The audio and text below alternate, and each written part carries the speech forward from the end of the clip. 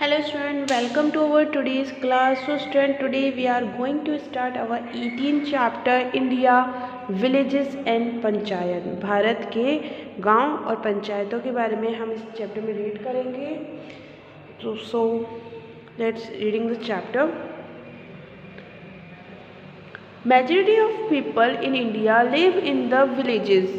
Majority means बहुत बड़ी संख्या में, बहुत बड़ी तादाद में जो लोग हैं इंडिया के, वो गाँव में रहते हैं. The lifestyle and surrounding of the people of villages are different from those living in the cities and urban areas.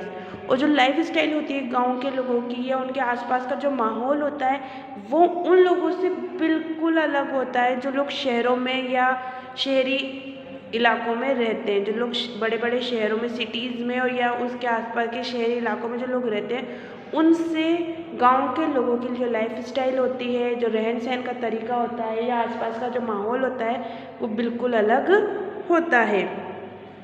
The percentage of rural population is 68.70%. और जो गांव के लोगों की जो परसेंटेज है इंडिया में अगर हम गांव में रहने वाले लोगों की परसेंटेज निकालते हैं, कितने परसेंट लोग गांव में रहते हैं, तो वो कितनी है? 68.70% है. Most of the Indian villages are small and scattered. और जो ज़्यादातर जो गांव हैं इंडिया के वो कैसे हैं? छोटे हैं. जो गांव है वो कैसे हैं? स्मॉल हैं और स्केटर्ड है. स्केटर्ड का मीनिंग होता है छिपा हुआ, छितरा हुआ, बिखरा हुआ. ठीक है, तो जो गांव हैं, ज़्यादातर इंडिया के जो गांव है वो बहुत छोटे और बिखरे हुए हैं. यहाँ बिखरे हुए से मीनिंग यहाँ पर जो है वो इस तरह से है कि उनमें ज़्यादा कुछ व्यवस्थित नहीं है, ज़्यादा कुछ बैलेंस्ड या डिसिप्लिन में वो चीज़ें, वहाँ पे फैसिलिटीज़ अवेलेबल नहीं है. Their population is also few hundreds. और वहाँ की जो छोटे छोटे गाँव हैं तो उनकी जो पॉपुलेशन है, वहाँ पे जो रहने वाले लोगों की जो संख्या है वो कितनी है? कुछ हंड्रेड से, फ्यू हंड्रेड्स का मतलब कुछ 100-200 आदमी वहाँ पे रहते हैं. Generally the houses are made up of mud and are called kutcha houses. और जो गांव हैं उनके ज़्यादातर घर जो है वो किसके बने होते हैं? मड के बने होते हैं, यानी मिट्टी के बने होते हैं, गारे के बने होते हैं, जिन्हें कच्चा हाउस कहते हैं. इट मीन्स ये नहीं है बेटा कि हर एक गांव जो है छोटा है या उसमें ज़्यादा फैसिलिटीज़ नहीं है या सभी घर जो है गांव के कच्चे ही होते हैं, ऐसा नहीं है. आजकल बहुत ज़्यादा इम्प्रूवमेंट हो गया है, गांव में भी बहुत ज़्यादा फैसिलिटीज़ प्रोवाइड हो जाती है. बट अगर हम सभी की बात करते हैं तो सभी जगह पर ऐसा नहीं होता है. आज इंडिया के बहुत सारे ऐसे गांव हैं जो बहुत छोटे हैं, जहाँ पे फैसिलिटीज़ कम है और उनके जो घर हैं वो कैसे हैं? कच्चे हैं, मिट्टी के बने हुए घर हैं, गारे के बने हुए घर हैं, जिन्हें कच्चा हाउस या कच्चा घर भी कहा जाता है. Many villages are not connected with pucca और मेटल्ड रोड. और बहुत सारे गांव ऐसे भी हैं जो आज भी पक्के रोड या मेटल रोड से कनेक्ट नहीं होते हैं, जिनके रोड्स भी कच्चे होते हैं, जहाँ पे रहने वाले लोगों को बहुत दूरी तक कच्चे रोड पर ही चलना पड़ता है.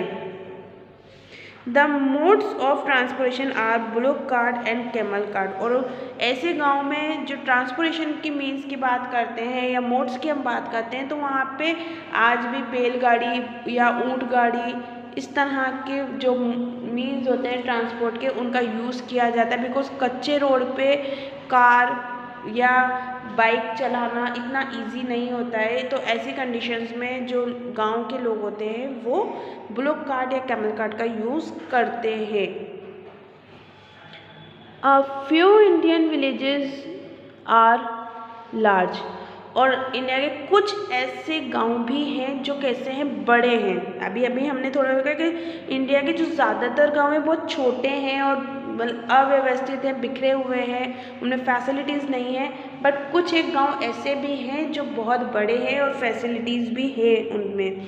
सच विलेजेस हैव ह्यूज पॉपुलेशन. और ऐसे गाँव में क्या होता है? ह्यूज, बहुत ज़्यादा पॉपुलेशन रहती है.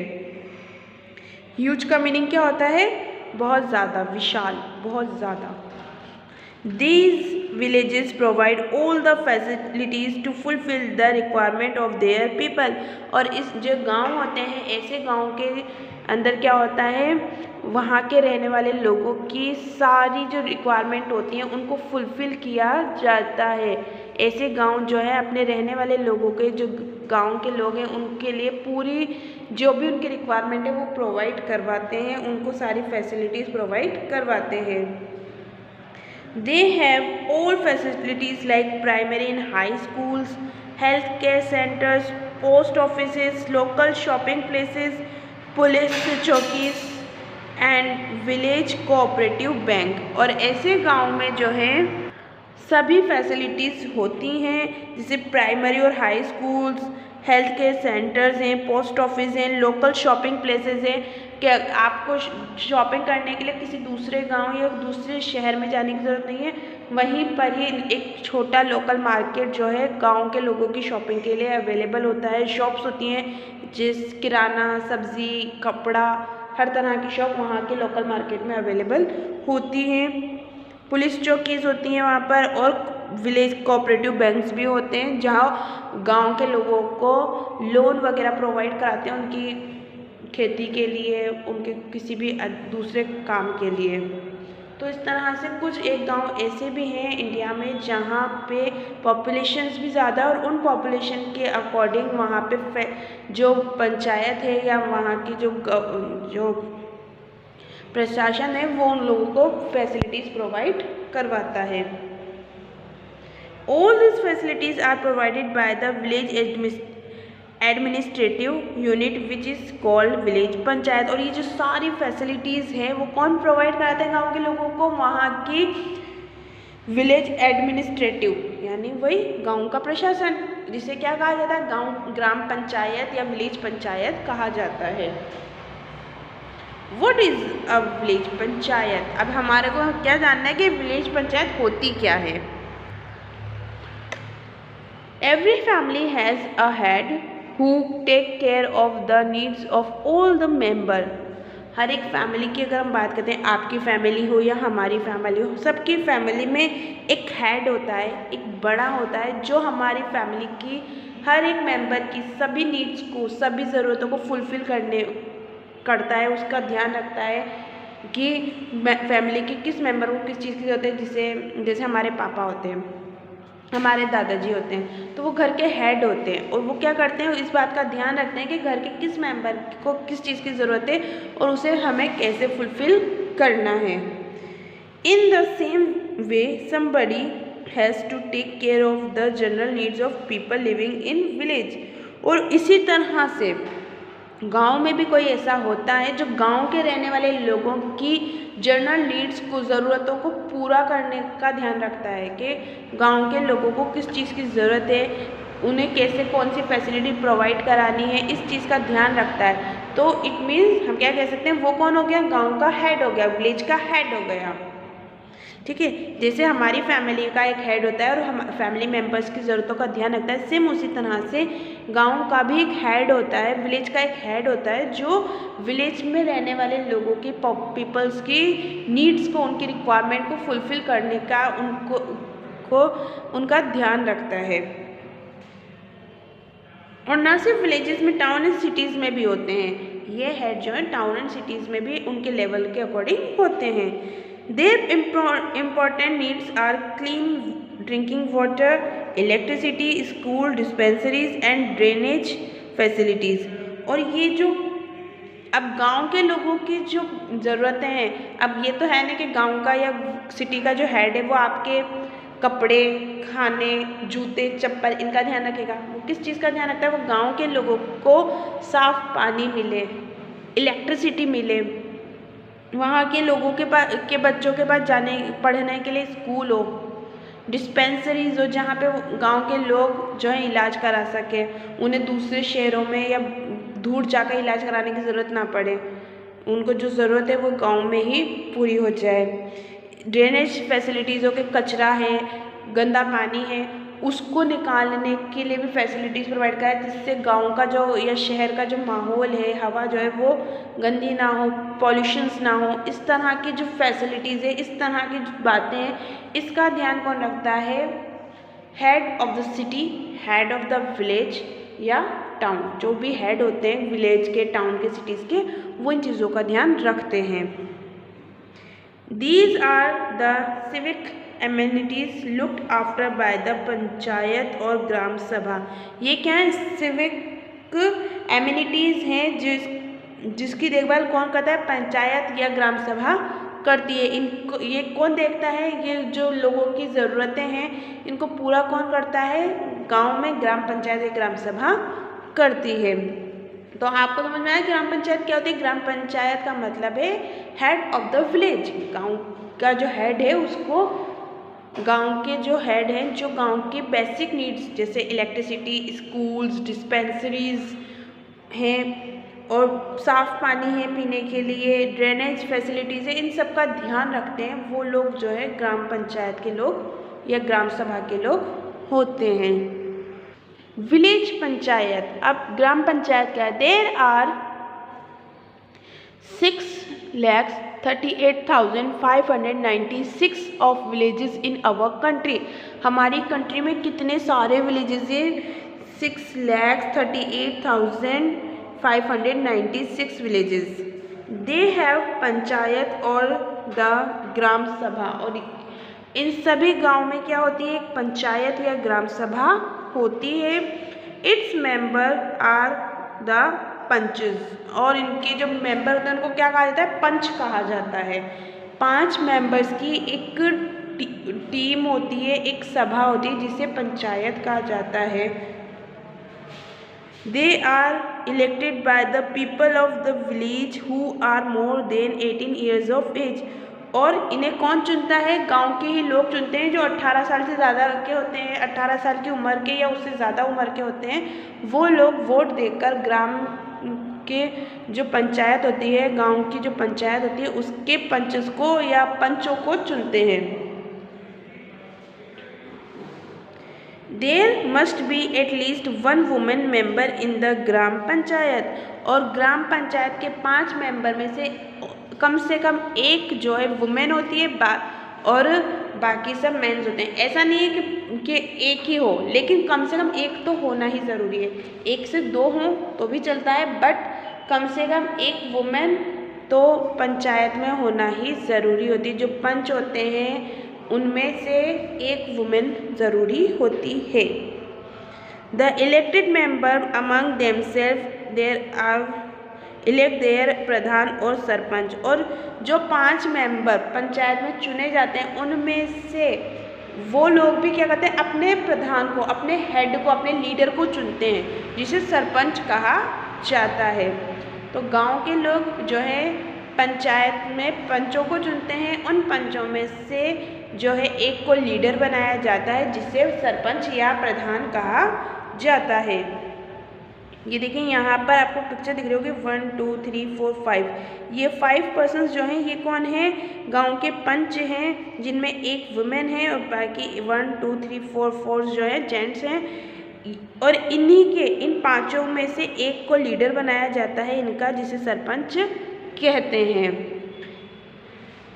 The village panchayat make suitable arrangement for, और जो विलेज पंचायत है वो क्या करती है? वो कुछ अरेंजमेंट करती है। किस तरह के arrangement? The cleanliness of the village, गांव की साफ सफाई का ध्यान रखना।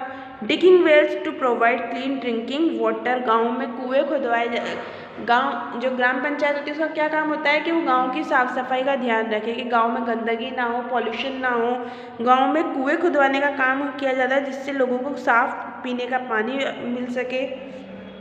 Lighting on roads and streets at night, और रातों में जो रोड्स और स्ट्रीट्स हैं, गलियां हैं, वहाँ पर लाइटिंग की फैसिलिटीज़ हो ताकि लोग अंधेरे में किसी के साथ कोई एक्सीडेंट ना हो जाए या किसी तरह की कोई दुर्घटना ना हो। इसलिए जो गांव के रोड होते हैं या स्ट्रीट्स होती हैं वहाँ पर लाइटिंग करवाने की जिम्मेदारी भी किसकी होती है? ग्राम पंचायत की होती है। Construction and repair of road inside the village, और गांव के अंदर के जो रोड्स होते हैं उनको बनवाना, कंस्ट्रक्शन करवाना उनका, या उनको रिपेयर करवाना, कि अगर खड्डे हो गए हैं, डैमेज हो रहा है रोड, तो उसको रिपेयर करवाने की जिम्मेदारी भी ग्राम पंचायत की होती है। Running of the primary school, गांव में एक प्राइमरी स्कूल का होना भी किसकी जिम्मेदारी है? ग्राम पंचायत की जिम्मेदारी है कि वो अपने स्कूल में एक प्राइमरी स्कूल ज़रूर चलाए, या गवर्नमेंट से कहें कि वो उनके गांव में एक प्राइमरी स्कूल ज़रूर खुलवाएं। Running of the adult education centre, इसी के साथ साथ जो एडल्ट होते हैं, बड़े लोग होते हैं, उनके एजुकेशन के लिए भी सेंटर्स को चलाया जाए, ये भी ग्राम पंचायत की जिम्मेदारी है, ताकि लोगों को क्या किया जा सके, जागरूक किया जा सके, उनको ये बताया जा सके कि दुनिया में, समाज में क्या चल रहा है और एजुकेशन कितनी ज़रूरी है। आपने देखा होगा पुराने ज़माने के लोग, बहुत ज़्यादा ऐसे लोग हैं जो पढ़े लिखे नहीं होते, तो ऐसे लोगों के एजुकेशन के लिए भी गाँव में जो है सेंटर्स चलाए जाएँ।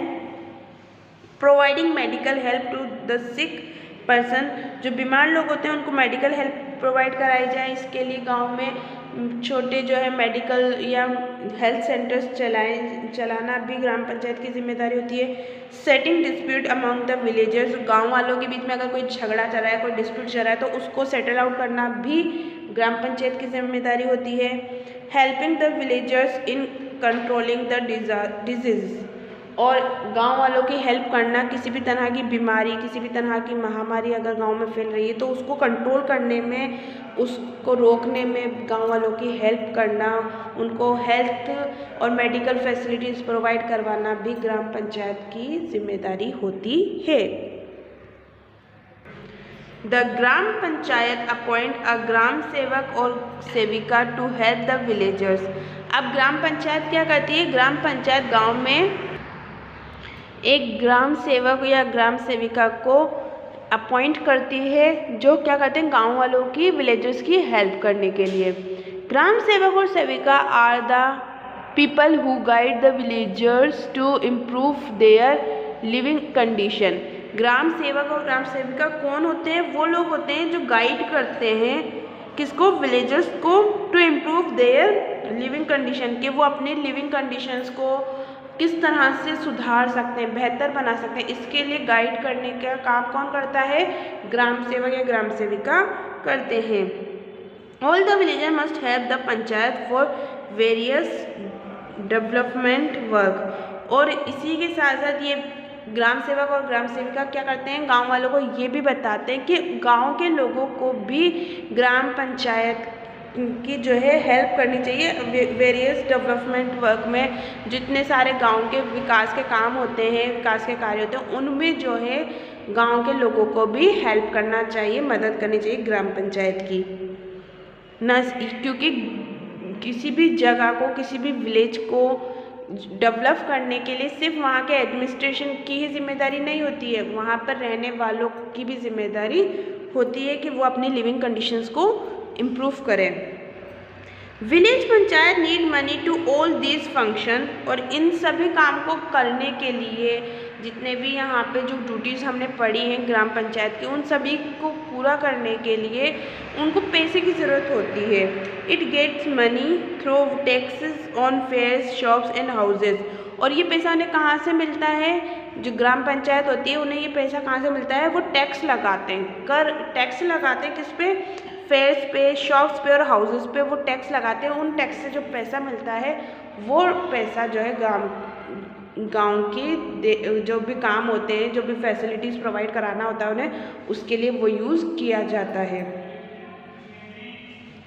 It also get money in the form of grants from the state government, और इसके अलावा जो ग्राम पंचायत होती है उन्हें स्टेट गवर्नमेंट से भी अनुदान, ग्रांट्स का मतलब था अनुदान, यानी जो भी गवर्नमेंट पैसा देती है उस पैसे के रूप में भी उन्हें मनी मिलती है, जिससे वो गांव के जो भी ज़रूरत के काम है वो पूरे करवा सके। Cooperative societies, cooperative societies in recent years cooperative societies have been formed as institution working for the welfare of their member। पिछले कई सालों में जो है कई हाल ही के कई सालों में क्या हुआ है, बहुत सारी कोऑपरेटिव सोसाइटीज़ जो है बनाई गई हैं as institution work for the welfare of their member, कि उन किसके रूप में, एक ऐसी इंस्टीट्यूशन, एक ऐसी संस्थाओं के रूप में जो वहाँ के मेंबर्स की वेलफेयर, उनके भले का काम कर सके। ऐसे कामों के लिए जो है कोऑपरेटिव सोसाइटीज़ बनाई गई हैं। They do not have the authority of local self government units, इनके पास लोकल सेल्फ गवर्नमेंट यूनिट्स की कोई का अधिकार या अथॉरिटी नहीं होती है। मतलब इनके पास लोकल स्वयं सेल्फ गवर्नमेंट यूनिट, यानी इसका मतलब होता है कि स्थानीय स्वयं सरकारी जो संस्था होती है उनकी कोई पावर या कोई अधिकार नहीं होता है। But they do provide many services to people, लेकिन ये लोगों को बहुत सारी सर्विसेज जो है वो प्रोवाइड करवाते हैं। A farmers cooperative society provide assistance to farmers, जो फार्मर कोऑपरेटिव सोसाइटीज़ होती है वो फार्मर्स को जो है बहुत सारी सुविधाएं, बहुत सारी फैसिलिटीज़ जो है वो असिस्ट करवाती हैं। To cooperative stores sell many essential thing at cheap rates, जो कोऑपरेटिव स्टोर्स होते हैं, दुकानें होती हैं, वहाँ पर बहुत सारी चीज़ें हैं जो चीप रेट्स पे यानी सस्ते दामों पर प्रोवाइड होती हैं। They also sell school books and other stationery item, ये जो कोऑपरेटिव सोसाइटीज़ की शॉप्स होती हैं वहाँ पर स्कूल की बुक्स या दूसरे स्टेशनरी आइटम भी जो है बेचे जाते हैं बहुत कम प्राइसेस पे। Government is also taking many step to strengthen the cooperative movement, और गवर्नमेंट ने भी जो कोऑपरेटिव मूवमेंट है उनको और मजबूत बनाने के लिए बहुत सारे कदम उठाए हैं। Cooperative are found in villages, towns and cities, जो कोऑपरेटिव्स होते हैं वो गांव में, टाउन्स में और विलेजेस में पाई जाती हैं। They are familiar with the people living in the area, thus they are more efficient to provide better services, और ये उन एरियाज़ के लोगों से बहुत अच्छे से जान पहचान रखते हैं, मिले जुले होते हैं, इसलिए वो वहाँ के लोगों को और अच्छी जो फैसिलिटीज़ हैं वो प्रोवाइड करवाते हैं। सो स्टूडेंट, ये था हमारा 18 chapter India villages and panchayat, and I hope आपको ये चैप्टर समझ में आया होगा। इसे आप अपने घर पे और अच्छे से रीड कीजिएगा, दोबारा से पढ़िएगा, वीडियो को रिपीट करके देखिएगा, कहीं भी कोई डाउट हो तो इसे समझने की कोशिश कीजिएगा। हम फिर से मिलेंगे हमारी नेक्स्ट क्लास में। Till then you keep studying, keep learning, take care and bye bye.